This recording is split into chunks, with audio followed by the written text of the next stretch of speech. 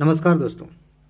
UPPCS pre में अगर सफल होना है ना, तो कुछ चीज़ें आपके अंदर होनी चाहिए, कुछ क्वालिटीज़ होनी चाहिए। और उसमें सबसे बड़ी क्वालिटी ये होती है कि आपको पता हो कि प्री में किस विषय से, किस टॉपिक से प्रश्न किस तरह के आते हैं। अगर ये पता है तो आप आसानी से, बहुत आसानी से कम समय में अपनी तैयारी कर लेंगे और साथ ही साथ कम मेहनत के साथ बहुत बेहतरीन स्कोर कर पाएंगे। और इसी बात को ध्यान में रखते हुए मैंने एक सीरीज़ की शुरुआत की घोषणा की थी कल, और उसका पहला वीडियो आपके सामने है। हम बात कर रहे हैं कि एक एक विषय में, पॉलिटी, हिस्ट्री, ज्योग्राफी, साइंस, यहाँ तक कि जनगणना और यूपी स्पेशल, करेंट अफेयर्स, इनमें से किस हिस्से से प्रश्न आते हैं बार बार। जब एक बार ये जान जाते हैं आप, आपकी तैयारी में जितनी मेहनत लगने वाली थी उसका 80% कम हो जाता है। क्योंकि हम भटकते इसलिए हैं, मेहनत इसलिए करते हैं क्योंकि हमें पता नहीं होता कि पढ़ना क्या है। अभी देख लीजिए, पॉलिटी की बात करें, आप बुक लिस्ट सर्च करेंगे यूट्यूब पर, आपको ढेर सारी किताबें गिना दी जाएंगी, ये पढ़ लो, लक्ष्मीकांत पढ़ लो, आपका हो जाएगा। अरे भाई, लक्ष्मीकांत उतनी मोटी सी किताब है, उसमें से क्या पढ़ना है, किस चीज़ पर हमें ज़्यादा फोकस करना है, ये बताओ तब ना काम की बात हो। देखिए, पॉलिटी में सिर्फ 15 टॉपिक्स ऐसे हैं जहाँ से यूपीपीसीएस प्री में लगभग 85% से लेकर 95% क्वेश्चन आते हैं। समझ रहा है? सिर्फ 15। मैं फिर से कह रहा हूँ, सिर्फ 15 ही टॉपिक्स ऐसे हैं जहाँ से मैक्सिमम क्वेश्चंस आते हैं। पॉलिटी की बात कर रहे हैं, इसके बाद हम अलग अलग विषयों की बात करेंगे और उन्हीं के बारे में हम चर्चा करेंगे। सिर्फ टॉपिक गिना दूँ तो 1 मिनट में बात खत्म हो जाएगी कि ये रहे टॉपिक्स, जाओ पढ़ लो। लेकिन नहीं, उस टॉपिक में क्या है, किस तरह से पढ़ना है, वहाँ से किस तरह से प्रश्न आते हैं, ये जानना बहुत ज़रूरी है। और अगर आप गंभीरता से तैयारी करते हैं, सफल होना चाहते हैं, तो आपसे रिक्वेस्ट है कि इस वीडियो को पूरा देखिए, इत्मीनान से देखिए और बार बार देखिए। यहाँ आपका 1 मिनट कई घंटे बचा सकता है, कई दिन बचा सकता है, कई महीने बचा सकता है। इसीलिए आप ध्यान से समझिए एक एक टॉपिक को। देखिए, प्रारंभिक परीक्षा में एक क्वेश्चन आता है यहाँ से, संवैधानिक विकास से। आप देखेंगे लक्ष्मीकांत की किताब में पहले ही है। और हाँ, एक चीज़ मैं बता दूँ, ये जो पूरी सीरीज़ में टॉपिक्स हम कवर कर रहे हैं ना, कि यहाँ से प्रश्न आते हैं, इस तरह के प्रश्न आते हैं, आप कैसे तैयार करेंगे कम समय में, कहाँ से तैयार करेंगे, उसका सलूशन मैं बता दे रहा हूँ। इस चैनल पर हम सबसे पहले इन्हीं चीज़ों को कवर कर रहे हैं। एक्चुअली चैनल का थीम ही यही है, लेट्स मेक इट ईजी। और परीक्षा को आसान बनाना है तो सबसे पहले हमें वही चीज़ें कवर करनी पड़ेंगी जहाँ से प्रश्न आते हैं बार बार। अब ध्यान से देखिए, पॉलिटी के ढेर सारे टॉपिक्स अभी तक कवर किए जा चुके हैं, ठीक है, ये वाला पहला भी कवर किया जा चुका है। तो आप चिंता मत करिए, अगर आपने किताबें नहीं पढ़ी हैं या पढ़ भी लिया है तो ध्यान नहीं किया, कोई बात नहीं। इतने कम समय में इतनी सटीकता से आप कहीं और नहीं पाएंगे चीज़ें। आप यहाँ से रिवाइज कर सकते हैं, यहाँ से नोट बना सकते हैं, नोट की ज़रूरत नहीं है, पीडीएफ आपको मिल जाएगी, ठीक है। देखिए, संवैधानिक विकास वाला जो पॉइंट है, यहाँ से प्रश्न बार बार आते हैं। अब प्रश्न ये है कि यहाँ से प्रश्न आते किस तरह के हैं। कई तरह के, जैसे 1773 का एक्ट था, वहाँ से लेकर 1947 का आज़ादी तक की जो बातें हैं। पहली बात यह है कि किस सन में कौन सा आया। कभी कभी अरेंज करने के लिए दे दिया जाएगा, कभी कभी ये पूछा जाता है कि उसमें व्यवस्था क्या की गई। सबसे ज़्यादा क्वेश्चन यही आते हैं, किसके तहत जो है 1 लाख रुपए देने की बात की गई थी एजुकेशन के लिए, किस व्यवस्था के तहत जो है हाई कोर्ट, सुप्रीम कोर्ट की स्थापना की बात हुई, किसके तहत जो है अध्यादेश जारी करने की शक्ति दे दी गई वायसराय को। ये सारी चीज़ें आप पढ़ते हैं इस चैप्टर में, यहाँ से प्रश्न आपको डायरेक्ट मिलते हैं। यूपीएससी का भी फेवरेट है, यूपीएससी के लिए हम अलग से बात करेंगे, अभी यूपीपीसीएस पे फोकस करते हैं, ठीक है। ये बहुत ज़्यादा इंपॉर्टेंट है। आप जब भी इस चैप्टर को पढ़ें, इसी नज़रिए से पढ़ें कि इसमें क्या व्यवस्था की गई थी, कब, ठीक है। अगला जो टॉपिक है आपका, वो है प्रमुख अनुच्छेद। ये ऐसा टॉपिक है कि आपको हर साल कम से कम 2 प्रश्न दे देगा, ये वाला टॉपिक। अब आप कहेंगे कि भाई संविधान में इतने सारे अनुच्छेद हैं, कहाँ से इतने सारे अनुच्छेद हम पढ़ें, कितने पढ़ें, कह देने से नहीं हो जाएगा। लेकिन यहाँ ध्यान दीजिए, प्रमुख लगभग 70-80 के आसपास, मैंने मैक्सिमम बता दिया, हो सकता है कि 50 से कम ही हो, इतने ही लगभग मान लेते हैं 50-60 ही आर्टिकल्स आपको पढ़ने हैं। पढ़ना क्या है कि वो अनुच्छेद क्या है, जैसे मान लेते हैं कि अनुच्छेद 40 में क्या है, सिर्फ इतना, अनुच्छेद 40 में क्या है, इतना जान गए, बात खत्म हो गई। तो कुछ अनुच्छेद हैं, उन्हें आप पढ़ लें, उन्हें तैयार कर लें, हर साल आपको प्रश्न मिलेंगे। और ये कैसे जानेंगे आप कि कौन सा अनुच्छेद इंपॉर्टेंट है। वैसे तो मैंने लिस्ट दे दी है पीडीएफ में, अभी नहीं मिलेगी, अगले मंडे को हो सकता है मिल जाए। तो कुछ अनुच्छेद जो इम्पोर्टेंट है कैसे जानेंगे, प्रीवियस ईयर को जो फैक्ट हैं जो मैंने आपको वीडियो भी दी है, पीडीएफ भी दी है, वहाँ सारे अनुच्छेद हैं। इसके अलावा मैं एक वीडियो लेके आ रहा हूँ जिसमें सारे अनुच्छेद रहेंगे जहाँ से प्रश्न बनते हैं। उससे बाहर आप एक भी ना पढ़ें, कुछ ना पढ़ें, सिर्फ उतना, लगभग 5-10 मिनट की वीडियो होगी, सिर्फ उतना ही याद कर लें। यहाँ से आपको हर साल 2 प्रश्न मिलेंगे, हर साल। मैं कम बता रहा हूँ, कभी कभी तो 3-4 मिल जाते हैं, क्योंकि कभी मिलान करने के लिए पूछ दिया 4 अनुच्छेद दे के, कभी पूछ दिया कि ये अनुच्छेद का इस अनुच्छेद का संबंध किससे है, कभी स्टेटमेंट वाले क्वेश्चन में एक अनुच्छेद वाली लाइन दे दी। इस तरह से प्रश्न आते हैं। तो ये जो पॉइंट है सबसे पहले आप तैयार करेंगे, ठीक है। आगे देखिए, ये सबसे ज़्यादा प्यारा, सबसे ज़्यादा फेवरेट, सबसे ज़्यादा दुलारा टॉपिक है। और इस टॉपिक से चाहे यूपीएससी हो, चाहे यूपीपीसीएस हो, चाहे कोई भी एग्जामिनेशन हो, लगभग हर साल, शायद ही ऐसा कोई साल है जहाँ से यहाँ से प्रश्न ना आए। जिस साल बार बार प्रश्न आते हैं। इसे कैसे तैयार करेंगे आप? 2-3 चीज़ें हैं। पहली बात यह है कि मूल अधिकारों का जो अनुच्छेद है ना, अनुच्छेद कहाँ से लेकर कहाँ तक, भाग 3 में, तो किस भाग में है, कौन कौन से अनुच्छेद हैं, ये सारी चीज़ें आप ऐसे रट जाइए कि कौन से अनुच्छेद का संबंध किससे है। इसके अलावा कुछ ऊपर की बातें होती हैं, थोड़ा कंसेप्चुअल चीज़ें होती हैं कि संसद का अधिकार कहाँ तक है, इसके संशोधन को लेकर के यहाँ से प्रश्न आते हैं। कभी कभी जो अनुच्छेदों के अंदर की बात है, जैसे कि अनुच्छेद 19 है, उसमें विस्तार से कुछ चीज़ें पढ़नी पड़ती हैं। अनुच्छेद 21 है, उसमें थोड़ा विस्तार में जाना पड़ता है। और ख़ास तौर से जो अनुच्छेद 32 है, जिसमें रिट अधिकारिता है, तो वहाँ से तो पूछा ही जाएगा कि अनुच्छेद 32 का संबंध किससे है, मिलान करने के लिए भी दे दे। लेकिन रिट क्या होते हैं, वहाँ से फिर परमादेश और ये सारी चीज़ें, अधिकार परीक्षा, बंदी प्रत्यक्षीकरण, यहाँ से प्रश्न आ जाते हैं। किसी ने स्टेटमेंट दे दिया कि अंबेडकर साहब ने क्या कहा था मूल अधिकारों को, या अनुच्छेद 32 को क्या कहा था बेसिकली। ये सारी चीज़ें आपको मूल अधिकार पढ़ते समय ध्यान रखना है। ये तीसरा सबसे ज़्यादा इम्पोर्टेंट है, ये ध्यान रखिए। इसके बाद एक ये मैंने वीडियो बनाया है, ये आप देख सकते हैं, मूल अधिकार वाला आने वाला है। ये अनुसूचियाँ, इसमें पता नहीं क्या है, वैसे तो मुझे पता है क्या है। कहने का मतलब ये है कि इतना आकर्षण क्यों है समझ में नहीं आता। हालांकि ये भी समझ में आता है, क्योंकि अनुसूचियाँ जो हैं उसमें एक मोटे तौर पर दे दिया गया कि इस अनुसूची में इतनी सारी चीज़ें शामिल हैं, बता दिया गया। 12 अनुसूचियाँ हैं, 12 अनुसूचियों से बार बार प्रश्न आते हैं, कभी मिलान करने के लिए, कभी डायरेक्ट, यूपीएससी भी पूछती है, पीसीएस में भी आते हैं। छोटा सा इसे आप करें तो एक पेज में पूरा आ जाएगा। पहली में ये, दूसरी में ये, तीसरी में ये, चौथी में ये, ऐसे करके कुछ अनुसूचियों के बारे में थोड़ा सा डिटेल में पढ़ना पड़ता है। जैसे अनुसूची 9, 9वीं में क्या है, 11वीं में क्या है, 12वीं में क्या है, 10वीं अनुसूची में क्या है, थोड़ा सा विस्तार से जाना पड़ता है कि किसको संशोधित करके जोड़ा गया था। जो अनुसूचियाँ संशोधित करके जोड़ी गई हैं उनमें किस कारण से संशोधन हुआ और क्या विषय जोड़े गए, थोड़ा सा डिटेल में पढ़ना पड़ता है। बाकी इतना आप पढ़ लें, यहाँ से प्रश्न आते हैं पॉलिटी में। आगे बढ़िए। संविधान के स्रोत, संविधान के स्रोत आपको पढ़ना पड़ता है। मेरे ख्याल से ये मैंने 2 बार लिखा, आगे शायद होगा, लेकिन किसी के साथ होगा। जब संविधान बन रहा था तो हमने बहुत सारे देशों से सीखा, उसी को आधार बनाकर कि हमने ऑस्ट्रेलिया से क्या लिया है और आयरलैंड से क्या लिया है। इस तरह के प्रश्न बनते हैं। मिलान करने के लिए सीधे सीधे बन जाते हैं, कभी स्टेटमेंट में आ जाता है। इसे आप याद कर लें, इसमें ज़्यादा कुछ नहीं करना है, बस याद कर लेना है कि ये वाली व्यवस्था हमने यहाँ से ली है। सिर्फ बाहर के देशों की बात नहीं है। जो 1935 में अधिनियम बना था, भारत सरकार अधिनियम, वहाँ से भी हमने बहुत कुछ लिया है। वहाँ उस पर लेके यूपीएससी ने मेंस में प्रश्न बनाया था, तो उसे भी आप देखेंगे। पूरी लिस्ट आप किसी भी किताब में देखेंगे, मिल जाएगी, यहाँ वीडियो मिल जाएगी आपको, तो इसको आप तैयार कर सकते हैं।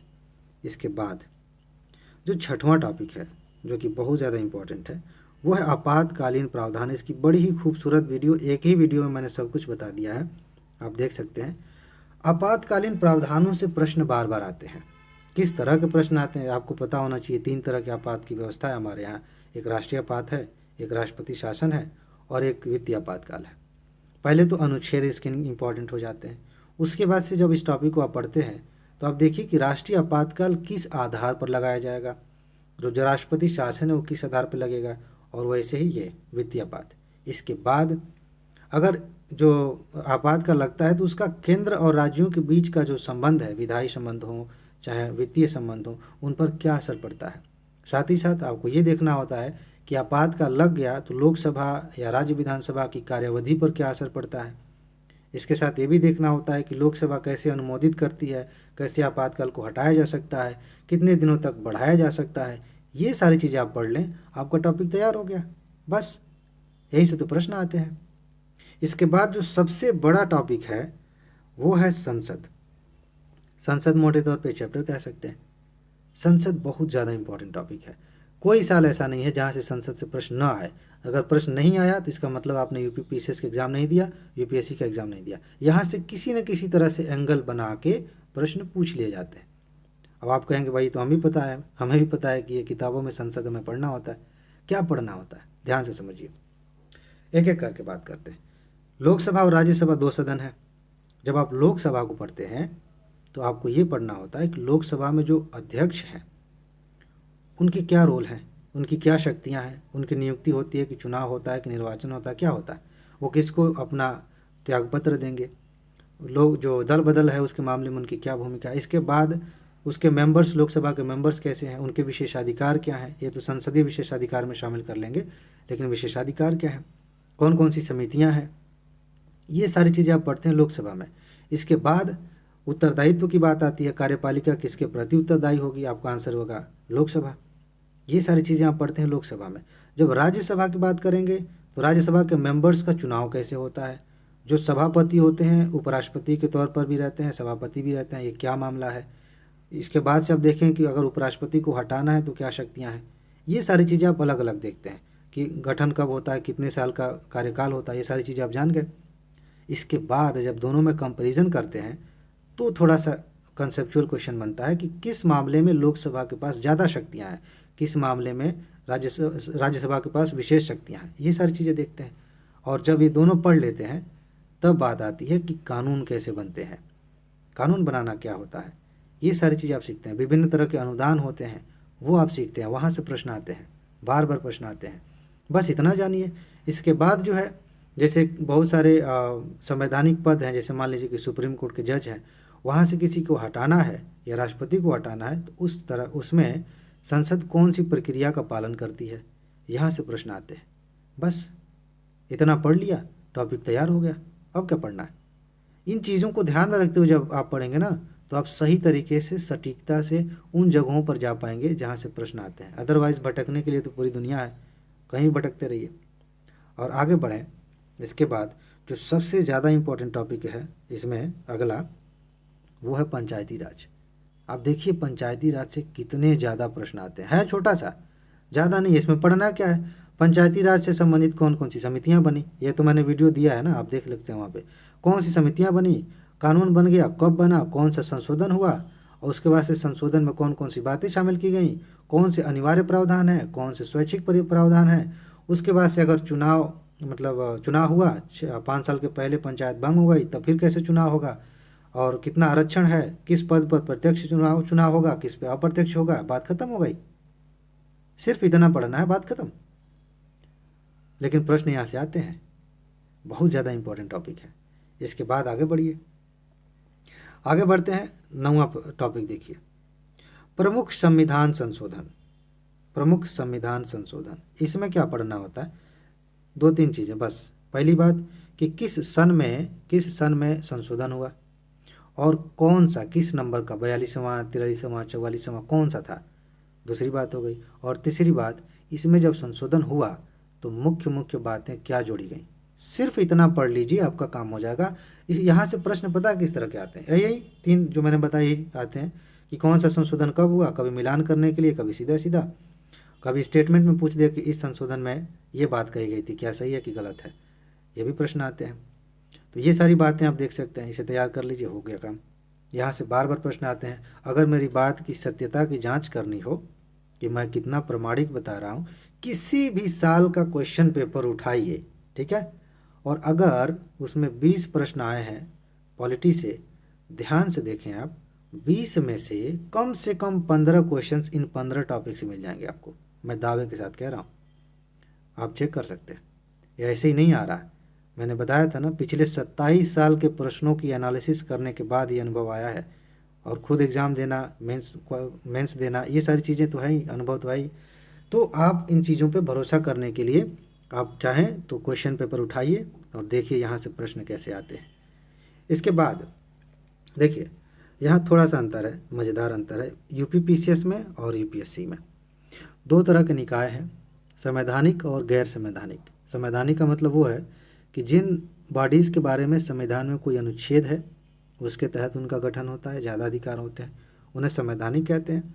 जो गैर संवैधानिक है, इसका मतलब है कि कार्यपालिका ने आदेश जारी कर दिया कि आज से नीति आयोग बनेगा, बन गया, या सरकार ने जो है कानून बना के कह दिया कि मानवाधिकार आयोग बनेगा, बन गया। तो कानून बना है या सरकार के आदेश से बना है तो वो गैर संवैधानिक हो गया, ठीक है। और जो संविधान में जिसकी बात है, आर्टिकल है, वो संवैधानिक हो गया। अंतर ये है कि जब यूपीएससी पूछती है तो ज़्यादातर उनका झुकाव जो गैर संवैधानिक है ना उधर होता है, क्योंकि वो अक्सर चर्चा में रहते हैं। और पीसीएस में ज़्यादातर प्रश्न संवैधानिक से आते हैं। हालांकि दोनों पढ़ें तो कोई बात नहीं, लेकिन हम सबसे इम्पोर्टेंट की बात कर रहे हैं ना। तो संवैधानिक में क्या कौन कौन से पद हैं? चुनाव आयोग हो गए, यूपीएससी हो गई, स्टेट पीसीएस के जो आयोग होते हैं, महान्यायवादी हो गए, लोक लेखा समिति महालेखा परीक्षक हो गए, और राष्ट्रपति किनकी नियुक्ति करते हैं, ये सारी चीज़ें हो गई। वित्त आयोग के बारे में इसमें पढ़ना होता है कि किस आर्टिकल में इनके लिए प्रावधान है, कौन इनकी नियुक्ति करता है, कैसे ये हटेंगे, और काम को लेकर के बेसिकली पूछ लिया जाता है। हालांकि काम को लेकर के यूपीएससी ज़्यादा पूछती है, पीसीएस में इनका क्या काम है ये ज़्यादा नहीं आता। काम को लेकर वित्त आयोग को जरूर लिया जाता है कि वित्त आयोग के क्या काम है, और उसमें से 4-5 स्टेटमेंट होंगे, उसमें एक कोई गलत होगा या फिर सारे सही होंगे, ऐसा होता है। तो ये टॉपिक आप पढ़ें, आपका काम हो जाएगा। इसके बाद न्यायपालिका में क्या पढ़ना होता है? न्यायपालिका तो बहुत बड़ा चैप्टर है। देखिए ये जो है मैंने इस पर बनाया है बाकायदे, एक वीडियो आपको मिल जाएगी, 2 वीडियोज़ हैं शायद, वहाँ से आप देख सकते हैं। फिलहाल हम बात कर रहे हैं कि न्यायपालिका में आपको पढ़ना क्या होता है। सुप्रीम कोर्ट के बारे में संविधान में क्या बात की गई है, सुप्रीम कोर्ट में कितने जज होते हैं, जजों की नियुक्ति कैसे होती है, कोलेजियम व्यवस्था क्या है, कैसे हटाए जाएंगे, किस आधार पर हटाए जाएंगे, हाई कोर्ट में जो जज होते हैं उनका पेंशन कहाँ से मिलता है, उनका वेतन कहाँ से मिलता है, उनको हटाने का आधार क्या है, उनका ट्रांसफ़र कौन करेगा, कैसे करेगा, राज्यपाल की क्या भूमिका है, राष्ट्रपति की क्या भूमिका है, ये अपना त्यागपत्र किसको देंगे, बात ख़त्म। इतना ही है। किस आधार पर किसी को जो है जज बनाया जाएगा, इतना ही पढ़ना होता है, ज़्यादा नहीं। कभी कभी पूछ लिया जाता है कि जो है, जैसे मान लेते हैं दिल्ली में सुप्रीम कोर्ट है तो उसका स्थान कहीं और करना है तो कहाँ किया जा सकता है, कौन करेगा बेसिकली, तो वहाँ से प्रश्न आ जाते हैं। कभी थोड़ा सा और कंसेप्चुअल बनाने की कोशिश की जाए, थोड़ा जटिल बनाने की कोशिश की जाए, तो जो सलाहकार शक्तियाँ हैं किसकी, जो सुप्रीम कोर्ट की सलाहकार शक्तियाँ हैं, वहाँ से प्रश्न आते हैं। सुप्रीम कोर्ट की विभिन्न शक्तियों के बारे में आप देखें, वहाँ से ज़्यादा प्रश्न आते हैं। उसमें राष्ट्रपति से वो सलाह, मतलब राष्ट्रपति उनसे सलाह मांगें तो वो कब दे पाएंगे, कब नहीं देंगे, कब मना कर सकते हैं, ये सारी चीज़ें आप वहाँ पढ़ें, यहाँ से प्रश्न आते हैं। बाकी रिट के बारे में मैंने बता दिया था मूल अधिकार में ही कि यहाँ से प्रश्न आते हैं। बस यही पढ़ना होता है, इन सारे चैप्टर्स को आप पढ़ें, आपका काम हो जाएगा। इसके बाद नीति निर्देशक तत्व, आप इसे चाहें तो जो हमने अभी डिस्कस किया ना प्रमुख अनुच्छेद, उसमें रख सकते हैं, क्योंकि मान लेते हैं कि प्रमुख अनुच्छेद इतनी लंबी बात है, यहाँ से यहाँ तक हमें पढ़ना है प्रमुख अनुच्छेद, इसी में एक हिस्सा होता है नीति निर्देशक तत्व। यानी कि इसे जब हम पढ़ेंगे तो अनुच्छेदों में देखेंगे कि अनुच्छेद 36 में क्या है, 37 में क्या है, 50 में क्या है, ऐसे करके सिर्फ इतना पढ़ लेंगे, काम हो जाएगा। यहाँ से बड़े प्रश्न आते हैं, खासतौर से मिलान करने वाले। और जो मैंने एग्जाम्पल दिया था ना, अनुच्छेद 40 वहाँ से कभी आ गया, 47 से आ गया, 50 से आ गया, 49 से आ गया, ऐसे आ जाता है बस। उसके बाद एक जो यूपी पीसीएस में जो बढ़िया क्वेश्चन जहाँ से बनते हैं वो है कार्यपालिका। ये कार्यपालिका कौन सी है? केंद्र वाली है। आपको जानना चाहिए कि केंद्र की कार्यपालिका में कौन कौन होता है, और उसमें भी जो सबसे ज़्यादा जहाँ से प्रश्न आते हैं वो है राष्ट्रपति साहब। राष्ट्रपति से बड़े प्रश्न आते हैं। अब राष्ट्रपति से हमें क्या पढ़ना है राष्ट्रपति के बारे में? पहली बात ये है कि इनके चुनाव को लेकर के, इनका निर्वाचन कैसे होता है, कौन कौन लोग वोट देते हैं इनको, कैसे इनको हटाया जाता है, ये बेसिक बातें हो गई। अनुच्छेद कुछ इनसे संबंधित है कि इनको जैसे कुछ चीज़ें हम पढ़ेंगे अनुच्छेदों में कि अध्यादेश जारी करने की शक्ति है, क्षमादान की शक्ति है, ये सारी चीज़ें किस अनुच्छेद के तहत इनको मिली हैं, ये सारी चीज़ें हम जान गए। इसके बाद राष्ट्रपति की क्या क्या शक्तियाँ हैं, कुछ विधायी शक्तियाँ हैं, कुछ कार्यकालिकीय शक्तियाँ हैं, कुछ इस तरह की शक्तियाँ क्या कहते हैं वीटो शक्तियाँ हैं, वीटो पावर है कि संसद कानून बना के भेज रही है तो उसे फिर उस पर सिग्नेचर करेंगे कि रोक के रखेंगे कि वापस करेंगे, ये सारी शक्तियाँ हैं। इसके अलावा जो बड़ी बड़ी घोषणाएं होती हैं, जैसे राष्ट्रपति शासन लगाना, आपातकाल लागू करना, कैसे करते हैं ये सारी चीज़ें आपको पढ़ना होता है कार्यपालिका में, विशेष रूप से इनके बारे में। बाकी जो है वो तो संवैधानिक निकाय के तहत किसी को पढ़ लेंगे। प्रधानमंत्री से कभी कभी क्वेश्चन आते हैं, छोटा सा वीडियो मैंने बना दिया। इसके बाद जो प्रश्न है वो ये है, मतलब अगला टॉपिक है प्रस्तावना। प्रस्तावना एक छोटा सा टॉपिक है। आप कोई भी सरकारी किताब निकालेंगे, चाहे एनसीईआरटी की हो, चाहे स्टेट वाले एग्ज़ाम्स हो, उसमें जो कक्षा 1 से 12 तक की किताबों में प्रस्तावना लिखी रहती है। मूल कर्तव्य, मूल अधिकार, सब लिखे रहते हैं। प्रस्तावना से क्या आता है? सिंपल, अब जो मेन शब्द है ना, हम भारत के लोग, भारत को ये सब बनाने की जो भी है, तो वो सीरीज़ में, किस सीरीज़ में वो शब्द है ये आप जान लीजिए। साथ ही साथ किस संविधान संशोधन से प्रस्तावना में कौन कौन से शब्द जोड़े गए, बस इतना जान लीजिए, काम हो जाएगा। इससे थोड़ा सा आगे बढ़ेंगे, यूपीएससी के लेवल पे प्रश्न आते हैं कि क्या संसद प्रस्तावना में संशोधन कर सकती है, या कितनी बार संशोधन हुए हैं, कर सकती है तो क्या लिमिट है, कुछ भी कर सकती है। ये सारी चीज़ें समझने वाली होती हैं, बस इससे ज़्यादा नहीं। और ठीक इसी तरह का मूल अधिकार में है। मूल अधिकार में बहुत कठिन प्रश्न बनेगा, तो ये पूछा जाएगा कि जो 10-11 जितने भी मूल कर्तव्य हैं, उनमें इस नंबर पे, 5वें नंबर पे कौन सा मूल कर्तव्य है। ये बहुत कठिन माना जाएगा, इसके लिए आप याद करेंगे। अदरवाइज क्वेश्चन सिंपल आता है कि निम्नलिखित में से कौन से मूल कर्तव्य है, जिसमें दे दे कि राष्ट्रीय संपत्ति की सुरक्षा करना, टैक्स देना, वोट देना, या महिलाओं की सम्मान की रक्षा करना, ये सारी बातें आप इन्हें बस पढ़ लें। साथ ही साथ ये देख लें कि किस संविधान संशोधन के तहत कौन सा मूल कर्तव्य जोड़ा गया, बात खत्म हो जाती है छोटा सा चैप्टर, लेकिन यहाँ से प्रश्न आते हैं।